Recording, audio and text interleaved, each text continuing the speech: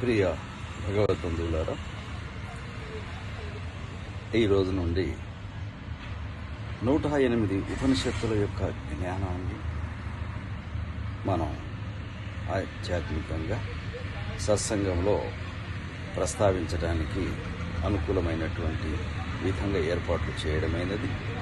అందుచేత ఈ 108 ఉపనిషత్తుల జ్ఞానాన్ని గనుక కొంత మనం గ్రహించినట్టయితే ఆత్మజ్ఞానానికి దగ్గరగా, ప్రపంచానికి దూరంగా అయ్యేటట్టు ఒక అద్భుతమైన సిస్టమ్ దాంట్లో ఉంది. అందుచేత మీ జీవిత కాలంలో ఉన్నటువంటి సమయాన్ని మీకే కేటాయించుకోండి.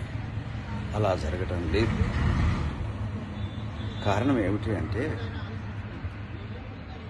ఇహము పరము అని రెండు ఉన్నాయి. ఇహానికి సంబంధించిన పని ఇక్కడే చేయాలి, పరానికి సంబంధించిన పని ఇక్కడే చేయాలి. కానీ మనకు ఇహానికి సంబంధించిన దాంట్లోనే 24 గంటలు అయిపోతున్నాయి.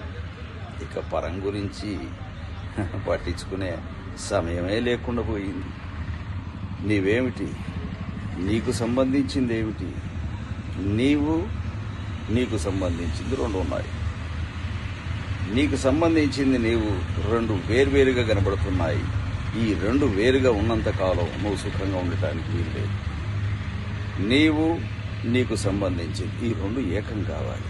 ఆ ఏకమయ్యే జ్ఞానాన్నే ఉపనిషత్తుల్లో మనకు తెలియజేస్తున్నది. అందుచేత వారానికి ఒక్కరోజైనా సమయాన్ని కేటాయించండి, దివ్యత్వాన్ని పొందండి, తరించండి. జై గురుదత్త.